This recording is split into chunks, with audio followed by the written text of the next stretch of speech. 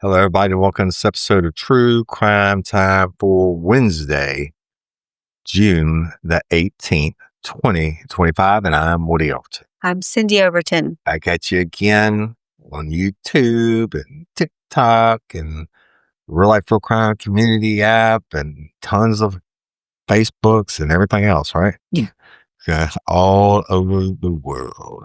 So we are in the midst of summer. It's hot. It's hot. It's hot in here. Oreo fans. You stomping your feet? Yeah. Tapping my toes. Mama's hot in here. And y'all, lots of news as usual, and no shortage of shittiness in the world. And we thank you for tuning in, liking, and listening, and sharing. Hashtag Justice for Bradley. Yeah, Patreon the Convicts, you got your early release at 12:01 a.m. today, or commercial-free early release, because we have a lot of commercials running now. And all lifers will get it on Friday, the regular episode, hashtag Justice for Bradley, on Friday at 12:01 a.m. Please continue to call in your tips, 313-RLRC-TIP. And you can remain anonymous or not remain anonymous. Look, we got a lot, right? We got an interesting one today. Really, really off the wall stuff. No, it's not off the wall until I get done proving it or disproving it. Right. So, but you never know what somebody's going to call in, and we got some home dingers. So, but we are working the case, y'all. I'm posting something to TikTok every day. Go check it out. Real Life Real Crime. And follow us and share the videos and everything. Hashtag Justice for Bradley. That being said, what? Can we say something real quick about YouTube? Yeah. We're not, the videos on YouTube are going out delayed. They're not going out the day of. And people are asking on YouTube, like, where's such and such episode? I can't find it. Do I have to be a Patreon or a subscriber to get it? And I just want to, I've been commenting, but I just want everybody to know. And we're going to say this, and people are still going to ask the same question. Yes. We said this before. The YouTube videos will be delayed by at least a day. That's just business. But it's the videos, and you can see me in my squirrel shirt at Tacoma, Wisconsin. And it's bright yellow and no hat and looking great. You look awesome. Right? I mean, I'm no makeup and hair pulled in a ponytail, so, you know. Business time. What do you have for us today? I've had a story that you gave me a couple of days ago that I haven't told yet. And I remember back in, it was probably 2019, 2020. COVID time. WL loved the song Whip. With a nay-nay. Yeah. Watch me whip. Everybody. Watch me people nay-nay. do like line dances to that. Yeah. Watch me nay-nay. The one thing you'll never see Woody Overton do, even in this prime, was line dancing. Wasn't my thing. I just bust my own move. Do the stanky leg. Do the stanky leg. Dubs did the stanky leg. Yeah. So anyway, apparently the writer of the song, the rapper of the song, got in some trouble. What does the rapper do? So we're in Georgia.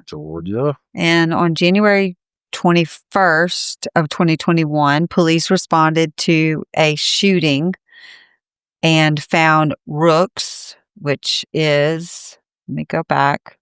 So the victim of the story is Frederick Rooks III, and he was 34 years old. Okay. The perpetrator is the rapper Silento Hawk, who was 27 at the time of this. So police responded to a shooting on the early morning of January 21st of 2021 and found Rooks suffering from multiple gunshot wounds to his face and leg. And he died at the scene. And there was 10 bullet casings that were recovered. Okay. Witnesses and surveillance footage showed a white BMW SUV speeding away shortly after the gunshots. And then police did what they do. And on February 1st of 2021, Hawk was arrested. And he confessed, actually, within 10 days of the shooting, he confessed to his cousin that he did it. And ballistics confirmed that the bullet casings at the scene matched Hawk's gun. Mr. Hawk got So whooping in a problem. he was initially charged with malice murder. And he pleaded. He did a plea deal in June of 2025, pleading guilty. But he said he was mentally ill too. Well, that song makes him kind of prove that. Well, the nation's outrage with the song and loving it so much also speaks to our mental health as well. I didn't say I loved it. I'm saying it was his voice. I know you didn't love it. You didn't like that song, but as a teacher at that time, the kids just loved it. And all I had to do in the classroom was say, "Watch me whip," and I get their attention. They say, "Ooh, watch me." I mean, it's just fun. So anyway. So he's a killer. Voluntary manslaughter is what he took the plea deal for. Aggravated assault, possession of a firearm during a crime, concealing the death, and the murder charges were dropped. And he was sentenced to 30 years in prison. So he could get out and still have a life. Yep. He'll still have many years to go. He can do the stinky leg in prison. But I'm sure the family probably signed off on that in, plea bargain, whatever. 30 years. He said his mental illness was past struggles with depression and suicidal thoughts. Yeah, well, I'm sure everybody says something, right? And that is what it is. All right. Take it out to Utah. Utah, beautiful land, awesome people, pretty great. I told you about the ballrooms there, huh? Yeah, they don't have ballrooms. They have private clubs. You have to pay a membership fee to go in, and their alcohol is half as strong as ours. Same as like Florida. Well, I mean, the half alcohol. Yeah. Well, anyway, we're going to Utah, and this is not a good story. The West Valley, Utah, on Sunday around 9:20 p.m., police officers working at the West Fest noticed that two groups of people were getting into a verbal fight. Okay. Verbal disagreement. Yeah, the verbal commando. We have a karate. And, but they're doing it right in front of the popos. Right? You can fight it, can't you? In front of the popo? No, let's see if we're going to fight. Verbally? All right. But when you say fight to me, that means you're saying land and kiss. Well, you were saying verbal, so I thought it went okay. Well, I'll just be quiet. The police were looking at them and listening to them doing the verbal karate, and so they approached the two groups and tried to break them up. Well, a 16-year-old from one of the groups didn't like that, and he pulled out his gun and fired. Oh my God! Now, what kind of fucking mindset do you have when the police are there putting hands on you and you go pull out a gun? Mm. Well, he did it. One officer did what police officers should have done. He drew his weapon and fired back. Oh. But he did not hit the shooter, right? Then the police arrested a 16-year-old suspect who's still in custody, and they're not going to release his name because he's a minor. But but guess what? What? Well, he fires a gun. They fired more than once. The bad guy, and 3 people were killed, and 2 others were injured. And it's another mass shooting. And the West Fest, it's an annual arts and culture festival. Why the fuck you bringing a gun to that? Yeah, and so those who died included an 8-month-old baby, an 18-year-old man, and a 41-year-old woman. This all according to the West Valley City Police Department. And overall, 5 people were injured by the gunfire because this little 16-year-old punk wanted to pull his shit and, play too many video games, watch too many movies, or whatever. So they said the violence and deaths at the West Fest celebration in West Valley are tragic and seem to be the result of youth violence, as according to Salt Lake County Mayor Jenny Wilson. And she said, I am so deeply saddened by the loss of life, especially that of an innocent bystander and an infant. My thoughts armed with all who were on site and impacted by this tragedy and the families who lost their lives. You know, of course, the cops saying the investigation is still ongoing and all that. And then this shooting at the West Fest took place just one day after 39-year-old Arthur Falusa Alu was shot and killed at the No Kings protest in Salt Lake City.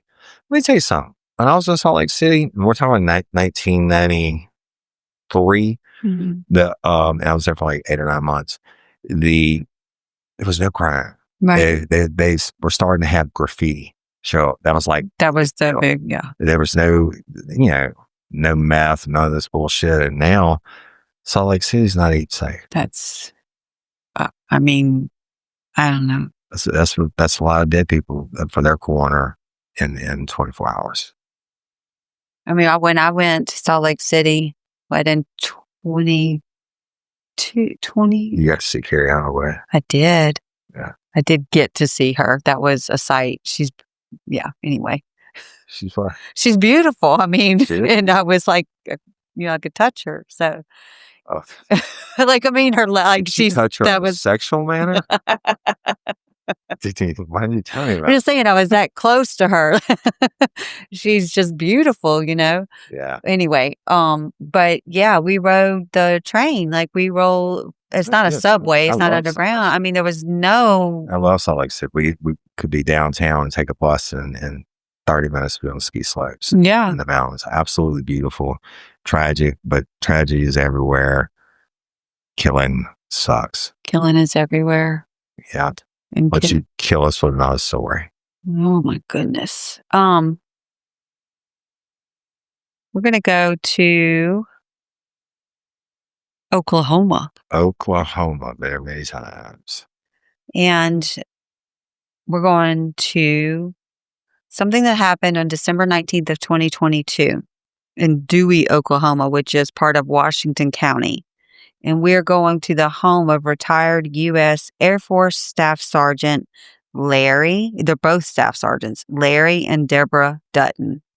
And they had adopted and were raising their granddaughter, Heidi Dutton. Right. Heidi was then, at that time, she was 17 years old, and she had a 22-year-old boyfriend. And his name was Anthony Walker. And he planned a couple murders.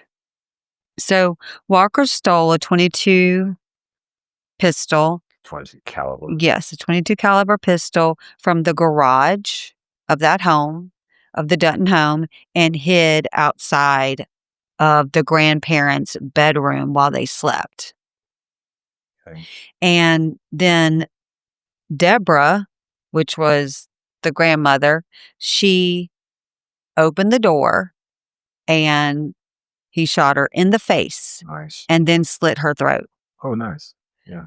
Larry rushed in and Walker's gun jammed. So he stabbed Larry repeatedly in the face, chest, and stomach. Oh, because hands. The bodies were then wrapped in sheets and buried in their backyard. And all of this was caught on the Ring camera.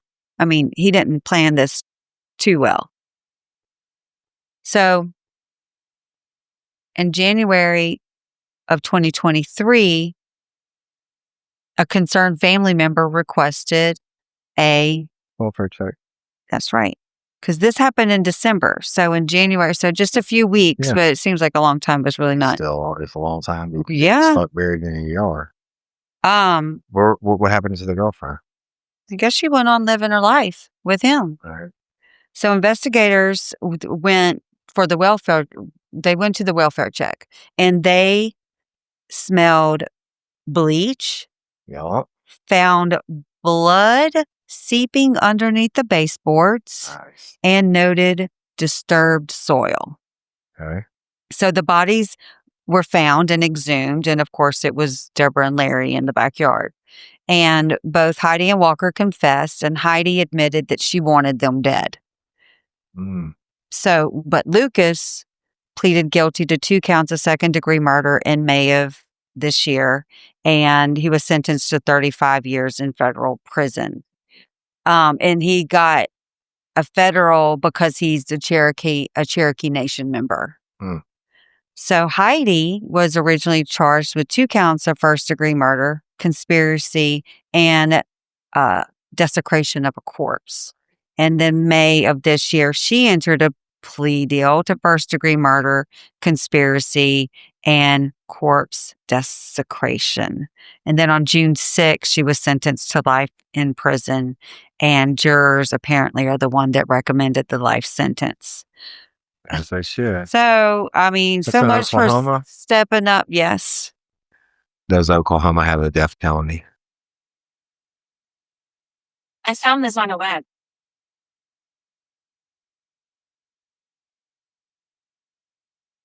Yes, they do. Capital punishment is a legal penalty in the U.S. state of Oklahoma. And they have actually, the state has executed the second largest number of convicts in the U.S. after Texas since the re-legalization in 1976. Well, they missed the boat on that one. The girl just wanted to get rid of her grandparents, and she didn't get the death penalty. But I guess she actually did do it, but she knew about it. She wanted her dead. Fuck her. Yeah. I mean, it's just... They stepped up to take care of her. Oh, yeah, right. And probably they wouldn't let the boyfriend, the 22-year-old, she's 17, stay over, et cetera, et cetera. Exactly. So I don't know, but I got some special for you. No, I don't like it when you say that This to one's me. special. This one is special. Is it going to make me cry? It very well make you cry. Can I just like walk out and when you're done, you say, okay, Sin, come back in? Let me tell you about it first. Okay. Then afterwards, you tell me if it makes you cry or not. Oh, you'll see it in my eyes. We're going to Florida. And I know, but I want the listeners to know, how do you feel about Spam? Like the food? Yeah. Do you really want to know? Yeah. No, I'm Isn't not. that the worst shit ever? Yes. Yes. I remember one time when I was sick poor and I didn't have anything to eat, and Steve's mom would bring us a little bit of something, I guess, out of their grocery cabinet, and one was a can of Spam. We ate that thing, so we were starving. Yeah. That is some of the nastiest shit. Nasty jam. My stepmother used to cook it. And oh, no. I can't think about it. What about smell of it? Vienna sausage? Oh, hell no. A little Vienna sausage. Dubs love the one with barbecue sauce. I'm not opposed to buying it. So Vienna sausages, they see a lot. They're a lot tastier than Spam. But my buddy Del South, when I was in the Army, he had worked in a meat plant before it shut down in Kansas. And he said you would never eat any of that shit if you saw what went into it. And he included that in hot dogs. It was going to say. Then I took him to New Orleans, introduced him to a Lucky Dog. And he changed his mind. No, I think he said probably he doesn't remember eating it. But, and how do you feel about Sam's Club? I like Sam's. We used to like Sam's Club. Yeah. You and I used to go. I prefer Costco, but we'd be members. Which one would we go to and we get the little samples when you walk around? Isn't that both of them? Both of them. Yeah. And we'd make like a date day. We'd go around and snack. I'd send Cyndi back sometimes 2 or 3 times to the same little vendor and give me and then all that got messed up after COVID. Oh, that's COVID. right. COVID after it all up. I don't think we've been since. Well, got a dude in Florida named Patrick Francis Mitchell. Now, he's 70 years old, okay? And I don't think he liked Spam or Vienna sausages, but he did like Sam's Club. And so let's see what he did. You'll never guess. He got a forklift and stole it all and dumped it in the garbage. He's not that smart. Well, at approximately 9:49 a.m. local time on May the 30th, okay, Mitchell had rolled up in the Sam's Club and he whipped his nene out and started urinating. And he started urinating. Listen to this. This is so fucking stupid. He peed all over 188 cans of Vienna sausages and 345 cans of Spam. How much pee did he have? I know, right? So, but listen, they said he pissed on over $10,000 worth of food. That's a fucking lot of spam to be in a sausage, right? Jeez. And it was Sam's Club. Then, the motherfuckers are always packed. So somebody got it on video naturally, and they arrested him on June the 4th and charged him with criminal mischief resulting in over $1,000 in damages and disorderly conduct. So and I told you we're in Florida, but this was at the Sam's Club. They don't have. There's not like they got a Sam's Club on every corner. No. And everybody knows that. So this one's in Lady Lake, which is a town near Orlando, and a female customer that was there, she whipped her cell phone out and captured pictures of the incident, and then she showed them to the store employees, and that's when they went and looked at their closed circuit TV, and guess what? It showed the entire thing. And the legal document stated that Mitchell walked up to 2 pallets, faced the shelf, placed both hands in front of him below the belt line, and stood there for several seconds, doing what the document said appeared to be consistent with urination. Now, the video footage also showed Mitchell walking around the snack section of the store, and then after he pissed all everything, he sat on patio furniture for around 10 minutes. And then he got up and he pushed his cart to the checkout thing, and he paid for his items and he left. Why would he do? I don't know. Well, the store managers who saw the latest footage and saw their footage, they confirmed it was definitely urine on the 2 pallets, which I said they contained 188 cans of Vienna sausage, 345 cans of Spam. Now, the affidavit says that the store employees were forced to throw out the contaminated cans, which results in a loss of about $10,584.84 in goods. That's a lot. That is a lot. The store manager was able to provide the police with Mitchell's name and contact information based on those details stored in his Sam's Club membership portal. Motherfucker, they take your picture. Oh my God. And they make you get like 3 forms of ID to get one of those cars. They proud as fuck of them, right? Oh my gosh. Well, you know what? The good thing about Mitchell, actually, it's not good. He did plead guilty. He pled not guilty to both charges against him because when they brought him to court on June 10th. Why? I don't know. They got him on video. I don't know. You got on video, you got witnesses, and you just went to Sam's Club and pissed all over everything. I mean, motherfucker, I got bathrooms. What do they do? And just pissed on, pisses all over the Spam. Actually, he did a pretty good choice, I guess. If you got piss on the Spam, doesn't hurt my always as much. But then hung out on the patio furniture for 10 minutes. I don't understand that at all. Takes all kinds. It does take all kinds. All kinds to make the world go round. Well, all right, you tell us something else. See, that one did make you cry. That did not make me cry. So I'm going to tell you, we're going to stay in Florida. All right, which part? Miami. And you've been in. I like Miami. I've never. I love that Cuban coffee. It comes about this big and a heavy bounce on Yeah,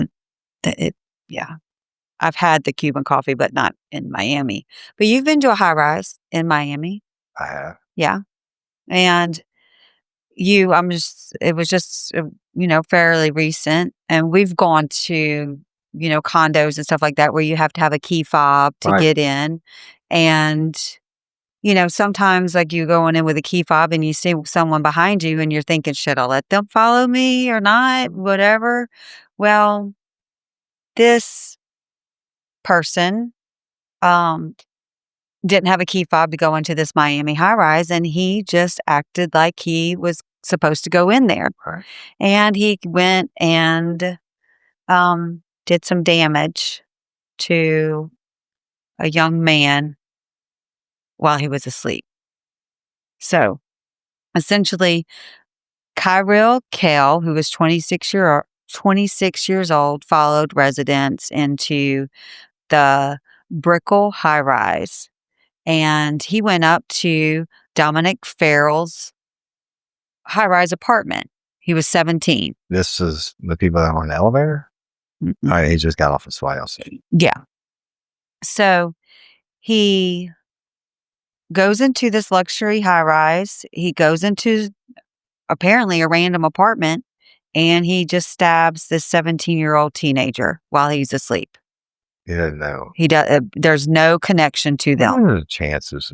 I mean, yeah, that first of all, you get in somebody's condo because the door's unlocked. Right. He had to walk down the hallway and try. Most of those doors locked all the time. Exactly. I guess you figure you're safe. I guess. And then it's his first bedroom comes in as a 17-year-old sleeping. You killed him? Yeah.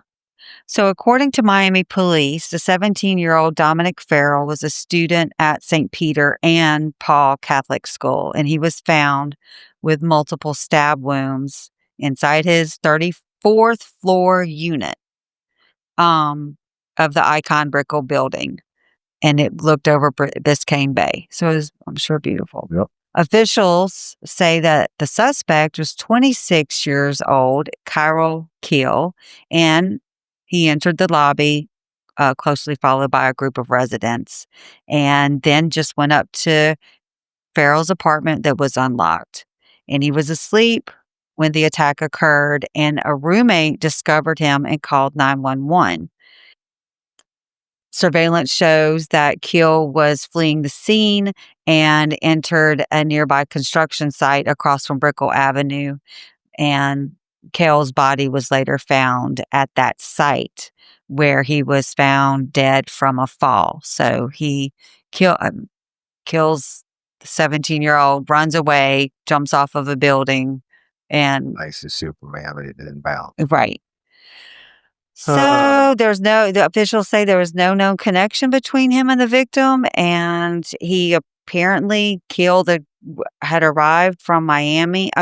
In Miami from Arizona just days before the incident. And there had been documented history of mental illness with him. But geez Louise, that's just random. I don't get it. The very random 5 makes someone lock the doors. Right? Right? And Do you think you're safe in your 34th floor condo that needs key fobs? That's just bad.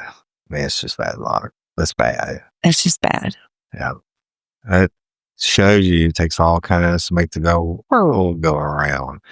Let's go to Hoover, Alabama.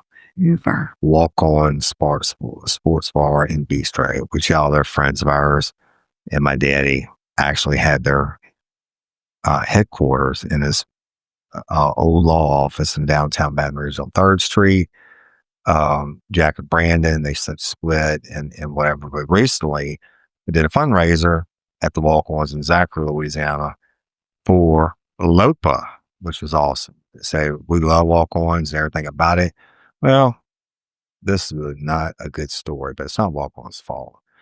And so the Hoover Police Department, they responded to reports of a shooting at the Walk-On Sports Bistro on Tattersall Park Drive, a little after 1:40 p.m. Broad fucking daylight. Yeah. And because 2 people got in a fight. Okay. They were employees. Oh. Right? And I mean, come on, man. It's like the Popeyes employees fighting over biscuits. Right. And so this happened on Saturday, June the 14th. Now, once they got to the scene, police found a pregnant female victim who had sustained a gunshot wound to the abdomen. She was taken to a local hospital, and she's going to survive, but her unborn child did not. Sorry, I didn't give you a warning on this one. People want to cry. The woman is in stable condition, and Lieutenant Daniel Lowe of the Hoover Police Department told Alabama.com that the suspect has been identified as a 36-year-old male.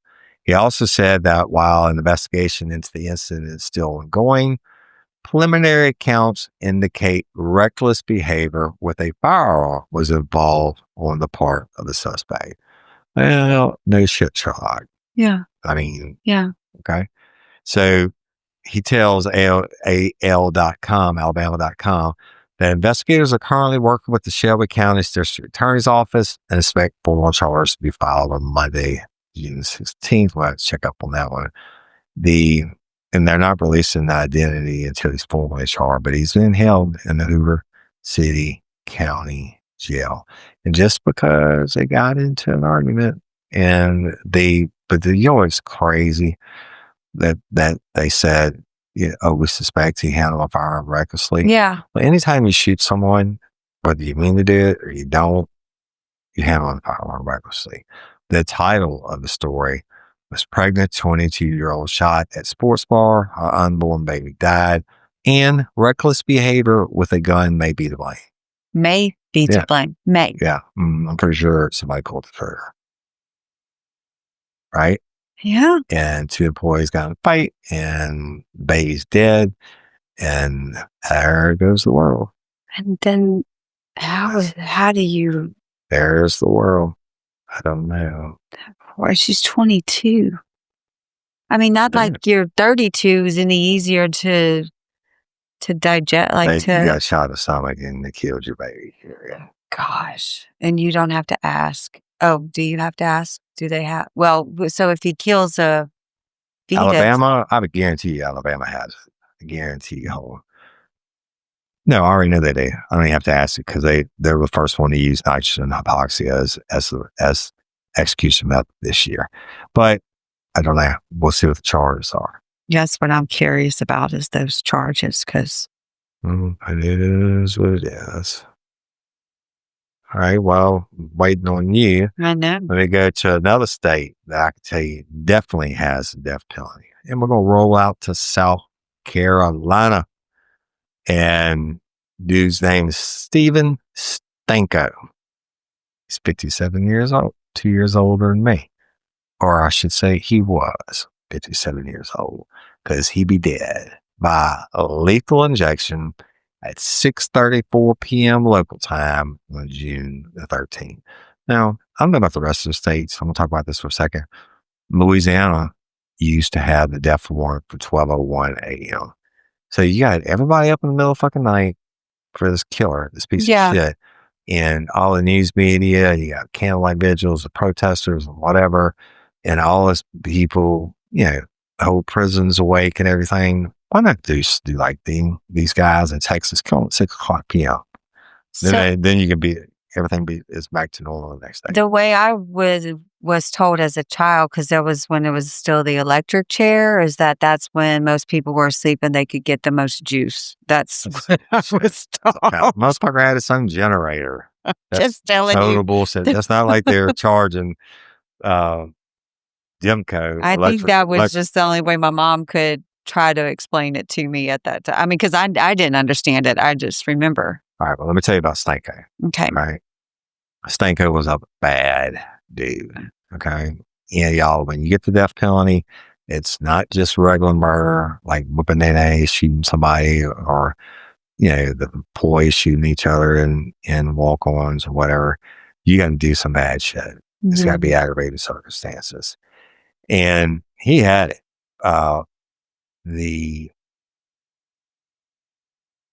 In April of 2005, he committed 2 separate murders, one in Horry and one in Georgetown County. Now, on April 8, 2005, Stanko bound, beat, and strangled his girlfriend, Laura Lee, to death while beating and raping her daughter, who was a minor, in the Murals Inlet home.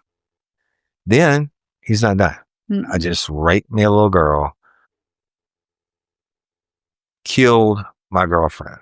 Then he gets in a vehicle and he drives to the home of a friend of 74-year-old Henry Lee Turner. Well, Henry Lee Turner thought Stanko was his friend, but Stanko shot and killed him and then stole his car.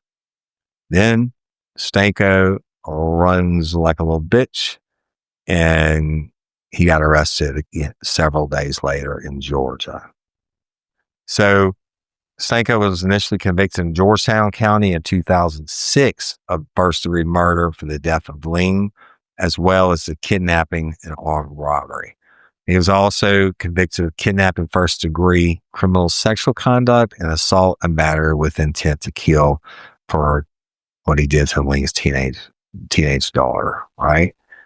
He was later convicted in Horry County in 2009 for the murder and armed robbery in Turner's death, and he was sentenced to death for both murders.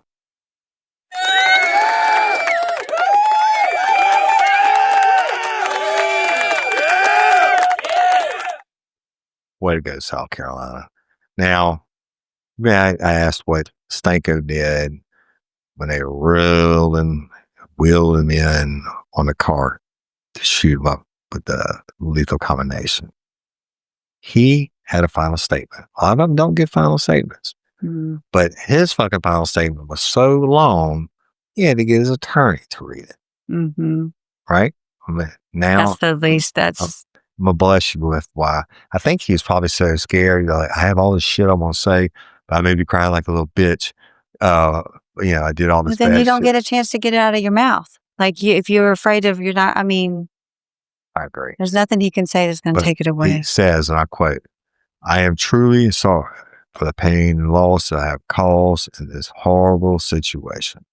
Sorry is never enough.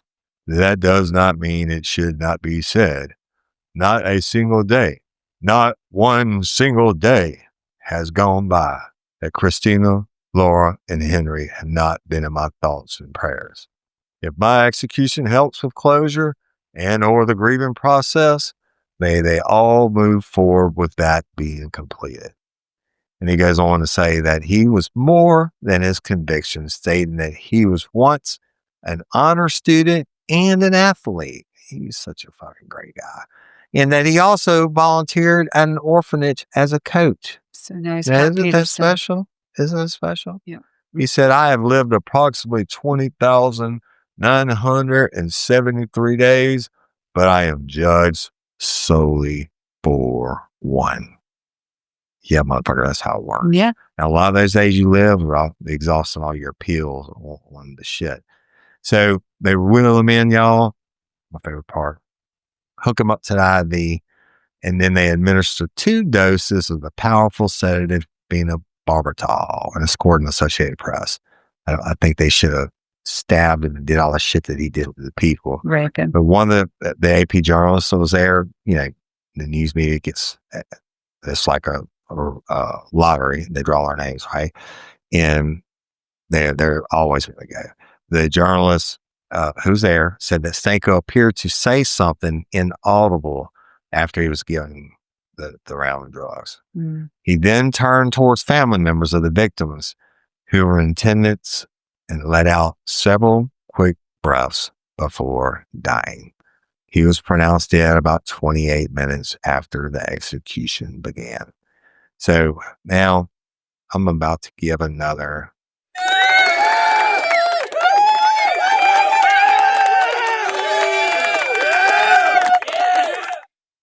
Thank you, South Carolina. Stanko's execution was the 6th execution in South Carolina in 9 months. And he had actually, in South Carolina is one of the states, so they give you a choice. You can get the firing squad or lethal injection. And he was considering letting them shoot him, right? But then he said, and this is kind of bitch he is, he said, he was considered dying by firing squad, but chose lethal injection after concerns that volunteers had missed the heart of a prisoner during a previous execution by a firing squad, which would prolong his suffering. Poor baby. I can promise you this. If I was selected to be on firing squad, as good a shot as I am, I'm pretty sure I'd shoot him in the finger and then the kneecap. And the ball. Yeah, and the balls, yeah. But that might kill him too quick. But before they did all this is my other favorite part. I guess I'm just a little twisted. He got to eat. Mm-hmm. What you think that he got to eat? Got him. His last meal, Stanko got fried fish, fried shrimp, crab cake, baked potato, carrots, fried okra, cherry pie, banana pudding, and sweet tea. That's disgusting. That's a fucking just a waste. That is And just. I think. That is disrespectful to that. In my opinion, he needs to get shit served to him. I agree. And the pee on the Vienna sausage. He could mean his apologies. I'm sure his victims were on his mind every day as he sat in his cell on death row. Because that's why he was there. You know why? Because he got caught. Yeah. And now, hell or jail, whatever. Bye-bye, Stanko. Thank you, South Carolina. I do not have to ask, do you have the death penalty? So y'all, normally I go through all these headlines and I think this time, and again, I'm not knocking Diddy's sex trafficking victims and all that shit going on trial. I think that's gotten way too much publicity. Obvious with all the headlines I've read all the headlines I've read to the lifers over the past several weeks. Well, you know what's top of the headlines now? The dude that killed the guy that killed the politically motivated killings in Minnesota. Mm-hmm. So I'm going to read you the headlines and then I want to talk about one of them real quick. Okay. First headline is Minnesota lawmaker and her husband killed in politically motivated assassination by a man pretending to be law enforcement. No doubt about that. Then it says Minnesota lawmaker shooting suspect had manifesto with lists of names. Police say as manhunt continues. John Hoffman's wife threw herself in front of their daughter to protect her in the politically motivated assassination, the family says. So she's being a hero even then, right? Yeah. These are all headlines, y'all. What to know about the two Minnesota political couples shot in the targeted attacks by suspect pretending to be a cop.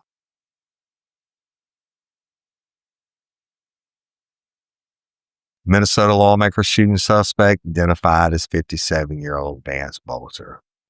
Next one. Minnesota lawmaker and mom of two shot dead in a home, remembered by Governor Tim Walz in an emotional press conference. Next one. Audio of emergency dispatch calls reveals the harrowing new details about Minnesota lawmaker shootings. Next one.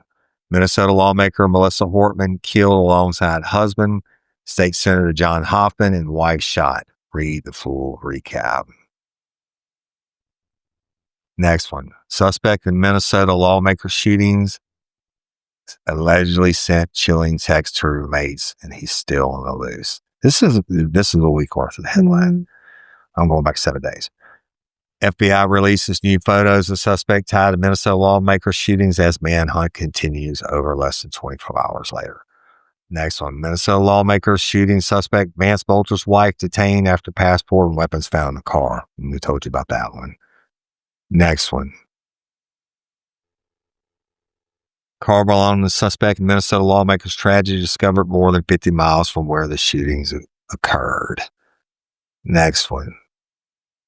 Minnesota Senator John Hoffman's wife breaks her silence after shooting as suspect remains at large. Incredibly lucky to be alive.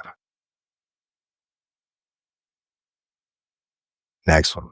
Suspect Vance Bolter caught charged with second-degree murder in Minnesota lawmaker shootings. Well, this one I'm going to save for the last. Next one. Vance Bolter allegedly stopped at two other lawmakers' homes between the deadly Minnesota attacks. Remember, he had a list. He was going to kill everybody. Yeah.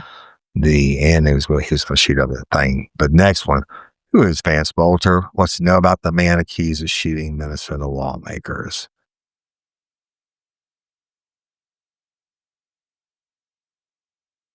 Next one. Prosecutors speak out as possible motive of Minnesota shooters that killed and wounded lawmakers. Next one. Minnesota Senator Amy Klobuchar shares her first memory of late friend Melissa Hortman. She was the best of politics. Next one.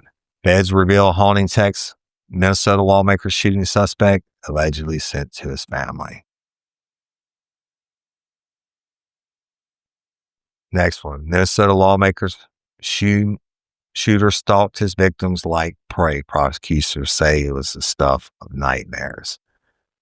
Okay. And the last one, y'all, which I say because I actually want to touch on this. Besides that one lady jumping in front of her daughter and getting shot, and it's pretty heroic and awesome. This one. So this one, I ain't gonna read you the title. I'm gonna tell you the story. But the state representative in Minnesota, Melissa Portman, and her husband Mark, they weren't alone. They had a dog. What did you do to the dog? Look at that dog. Oh, It's a golden retriever. Some of the smartest dogs ever. Well, of course, they're dead, right? Melissa Portman, the state representative, and her husband Mark were shot and killed in Saturday's assassination at the family's home in Stillwater. But the dog was shot also. Isn't that crazy? why? So Emily Hill, who's a family friend and the wife of the Minnesota State Representative Josiah Hill, who worked with Hortman, told People magazine that the tragedy has been just awful for the family and their local community. The news that the Hortman's golden retriever, Gilbert, also needed to be euthanized after getting shot during the attack just makes things worse. Isn't that crazy? She said, it's just awful, Hill said.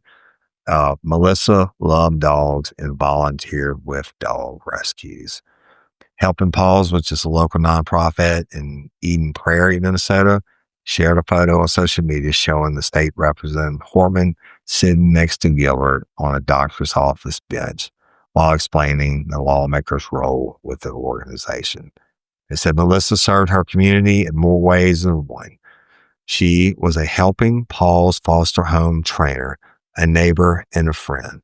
The Hortman family raised and trained Minnie, who's now a working service dog who's partnered with a veteran. They also helped raise and train Gilbert, who's a service dog in training, who eventually had a career change and became a cherished member of their family. And Hill shared that the colleagues told her husband Josiah that Gilbert needed to be put down after being injured in the shooting on early Saturday.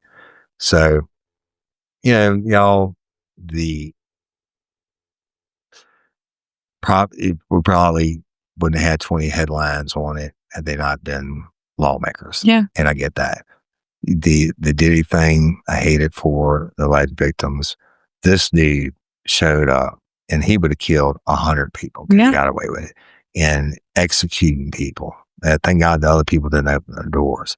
But it just goes to show, I guess it's sensationalized media, but you can't sensationalize this more than it already is. I mean, it is what it is. He executed these people. He tried to execute 2 more. They found his manifestos, everything else. And thank God they have him in custody. And even this dog, who was trained to be a service dog, is dead too. And there you go. And normally, the only thing that scares me about reading those headlines, although I didn't say his name that many times, is copycats. Yeah. And hopefully he acted alone. Hopefully the rest of the lawmakers and people are safe at rallies, not only in Minnesota, but everywhere. And unfortunate, Minnesota, as we know, because I checked, does not have the death penalty. This motherfucker does not deserve to breathe. Am I mistaken? Is he the one that texted friends and said, I did this and you didn't know anything about it and I'm sorry? Yeah. Okay. Yeah. He also that redeems him. They also, a list of targets in his car, and he's going to whatever rally, I don't know the name of them, and got to try to kill as many people as he can. And he'd have done it. Yeah. So, but in the end, not only did he run like a little bitch, he crawled out. And I don't think I went into this. When the cops got him cornered, they made him crawl out of his belly like a little snake bitch that he is. Good. So, well, there you go. It's a lot of love and true crime for y'all for today. And we love and appreciate each and every one of you. Thank you for liking and listening and sharing and all that good podcaster shit. Hashtag justice for Bradley. Hashtag justice for Haley is coming. Yes, Hashtag just for Miss Barbara Blunt. I want to say it's coming. it is. And y'all call the tip line 313-RLRC tip. No tip is too small. It might be the one, Yeah. right? And what do you ever I'm Cyndi Overton. Thank you all for listening. I'll holler at you later. Peace.